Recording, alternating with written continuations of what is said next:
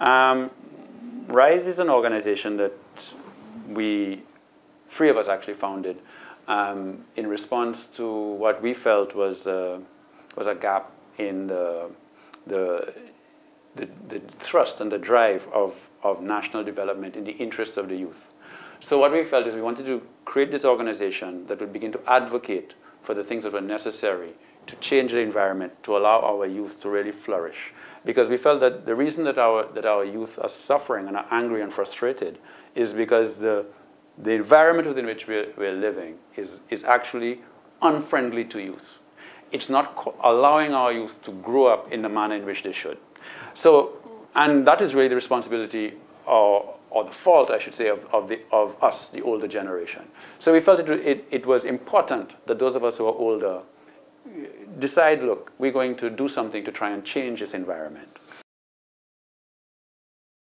RISE was born in 2007. Actually, there are a couple of impetuses that caused it to happen. One was coming out of the chief medical officer post that I was holding. I realized that the whole health sector, one of the mistakes that I had made, and I was party to, was actually not engaging youth in a real way in some of the initiatives that we were having. For instance, the HIV/AIDS program. We did a lot, but we never truly engaged the youth in a way in which it became a youth program that was targeting youth. Because if you're talking about sexual behavior and sexual responsibility and preventing HIV/AIDS and sexually transmitted infections, you need to have the youth running that program.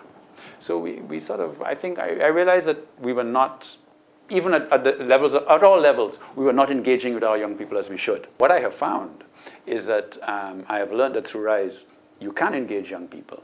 And my more recent, we've been doing that in a number of different ways. The most recent one was the scholarship initiative that we got when we were looking at how we could empower youth. And we hit on the education message and saying that, you know, the way this society has been transformed over the years, as it has. St. Lucian society has really transformed a lot, but it's only transformed because of education. Education, banana farmers who educated their children, and their children then became the professionals and the business people. These families have done well, right? And if that avenue had not been open for our banana farmers of 20 and so years ago, then this society would be in much more problems than it is right now. And the social mobility we see in the society and the diverse set of people that you see involved in economic activity has largely been due, in our view, to education. So, but what you're noticing now is there's a bit of a crunch happening, and education is not getting that kind of focus, and access to education is not as free, as it should be. So we decided that we wanted to push back against that and try and address it. So we got some opportunities, and when we identified youth who could access those opportunities, and we had identified about 220 who had applied, we then got into a bit of a fracas with the authorities, in that trying to do it too fast, didn't engage them as we should have, and so on and so forth. And what I then found was that actually, when we mobilized the young people and said, okay, fine, here's what the situation, here's what's happening. If we're going to be successful here, you guys need to now you need to start doing the advocacy for yourself. You need to start campaigning. We can help you, but you need to start taking this thing on. And they did.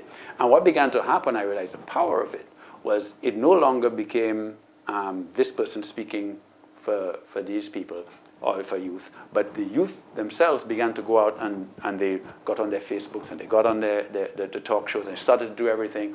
And they were telling me how we had to do it and what we had to do. And then all of a sudden, I saw the shift in the way the society was viewing that whole argument. It was no longer an argument between RISE and the government. It was no longer an argument between Stephen King and some other people. It was more, hey, these are the opportunity for young people, and young people speaking up for themselves. And then I think that is when I saw the change occur, and the government actually said, okay, fine, we are on board with this. We will make it happen. And the government came on and made it happen.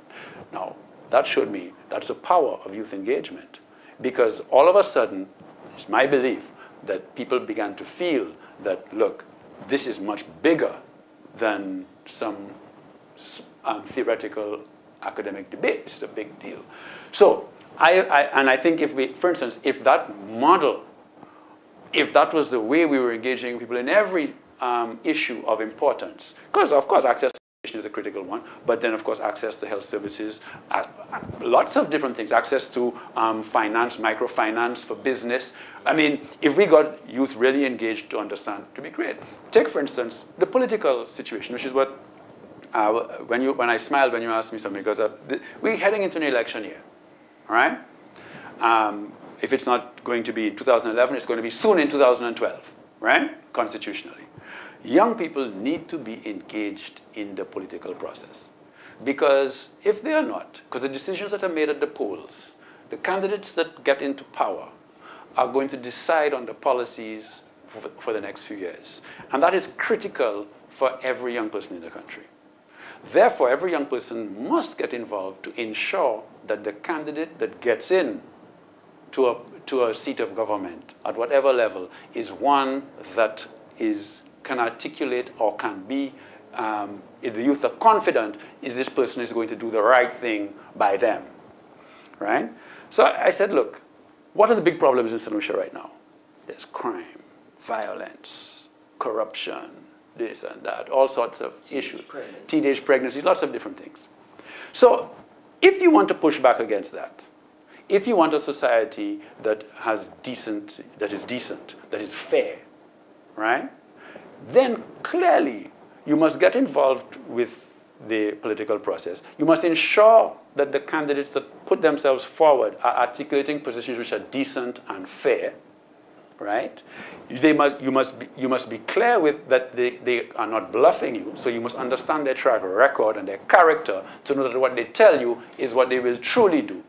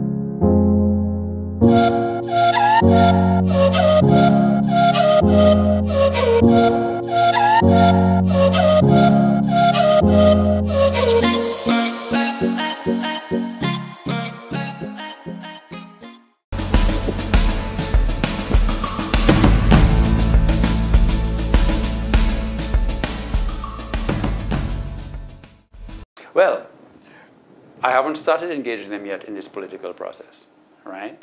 But I think they need to be engaged.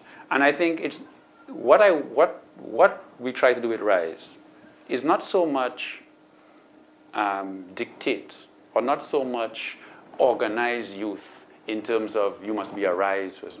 What we tell you is organize yourself, empower yourself, start thinking through the issues for yourself. Now, we can help you with that. So in other words, let's talk about our group in Babonneau, one of our groups in Babonneau called SAFE, a group of about maybe 15, 20 young people, right?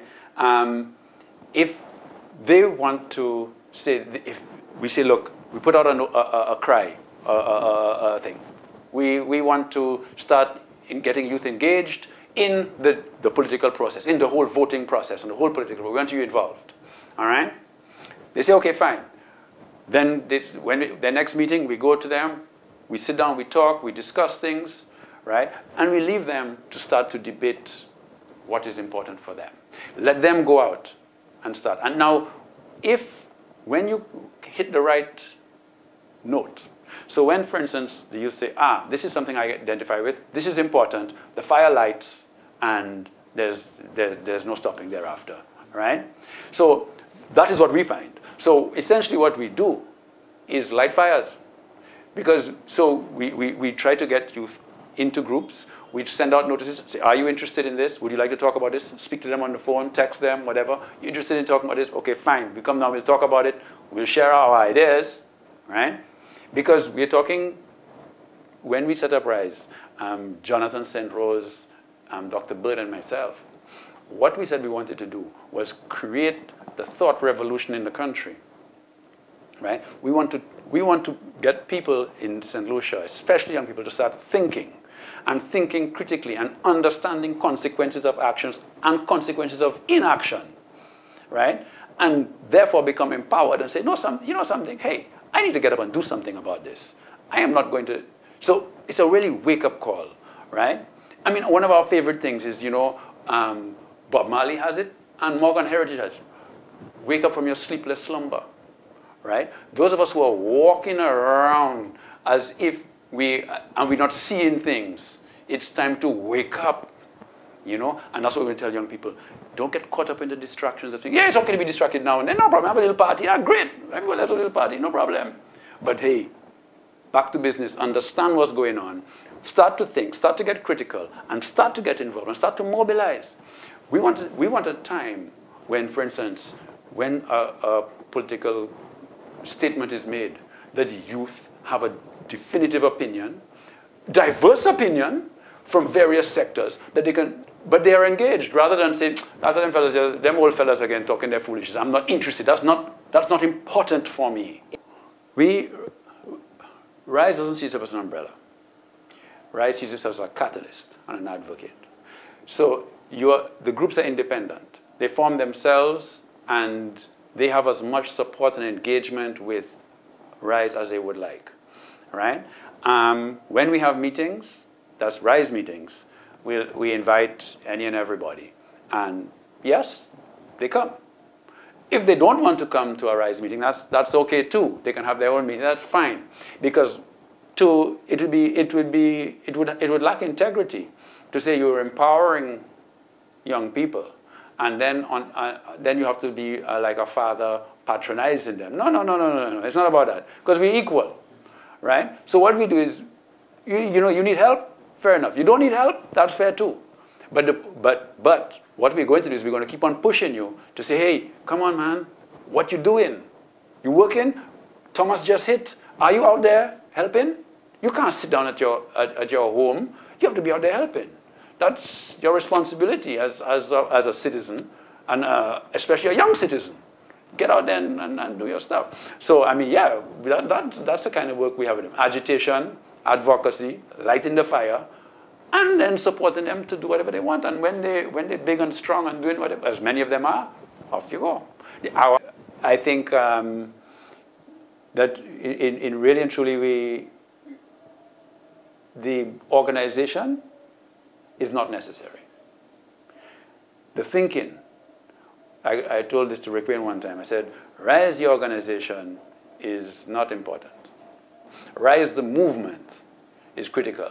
So as St. Lucians, because what the mission of RISE is actually to create productive, conscious, engaged young people who are engaged in personal development, community development, and national development. So in other words, you see that mission is important.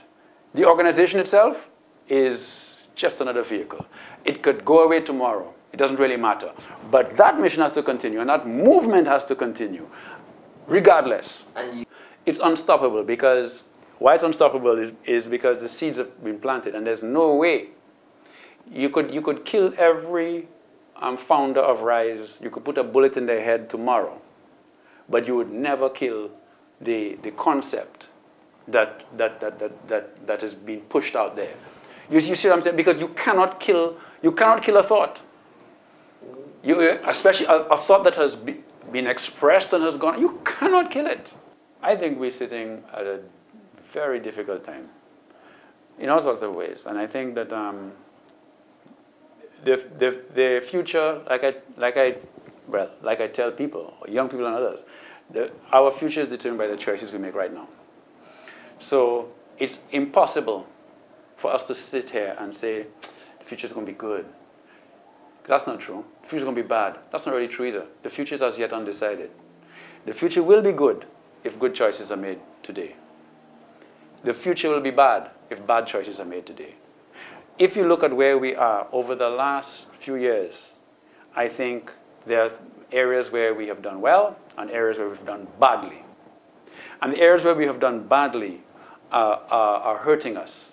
Areas where we have marginalized communities, areas where we have that have allowed us to have 44% of our youth unemployed, over 21,000 of our youth unattached, meaning they're not in schools, they're not in jobs, they're on the block. They have nowhere to go, nothing to do. And that is anger and frustration, right? So what we need to do is make the choices now that change that.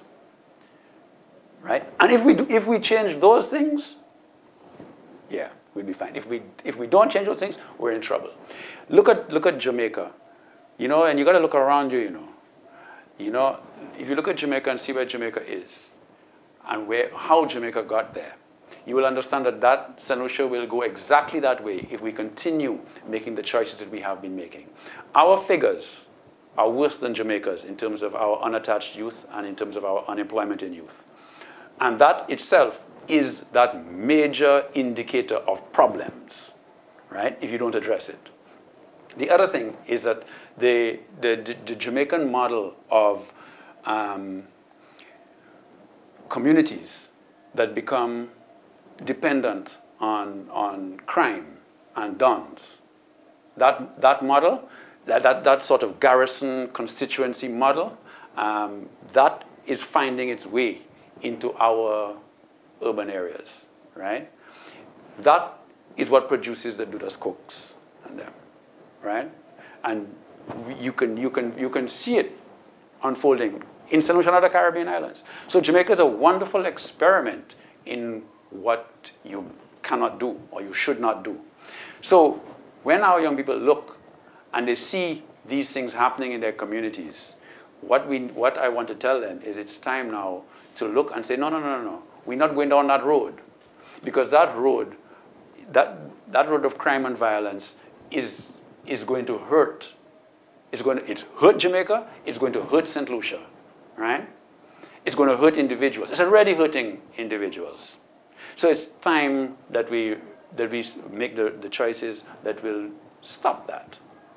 And it really comes back to just basic, old-fashioned, common sense, common decency, hard work, good old-fashioned values. Now that sounds mundane and young people don't like to hear that, eh?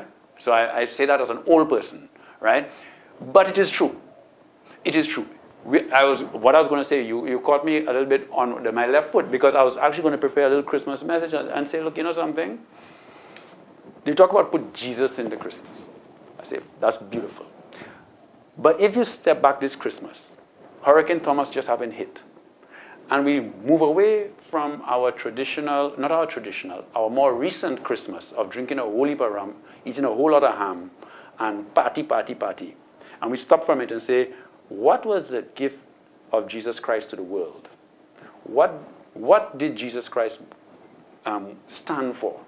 And what Jesus Christ stood for was very basic and still very relevant. Good old-fashioned values. You got to be with the people. You got to love. You got to be tolerant. You got to be decent. You've got to have common sense, right? All these are the things that, if you go back and read everything that Christ ever said, these are the things that are there. That, don't get caught up in the trimmings of the offices and the glamour of the powerful positions and all the gimmicks that people can throw at you. Just back to basics, back to very basic living. What do you need to put your bread on the table? What is it to be a community where we love and support everybody? We don't leave anybody behind, right? Those sorts of things. The material things are second to the spiritual things of life. And the happiness comes from the spiritual things rather than the material things. Material things are good, and there's nothing wrong with them, but they cannot be in the forefront. They cannot be the focus. It surely has to be human relationships, healthy human relationships, and strong communities and strong countries. That is beautiful. And the material things will come along with that. Because if we are together and strong together, material wealth will grow. If we lived in harmony, material wealth will grow. If we had common decency and common sense, material wealth would grow along with that.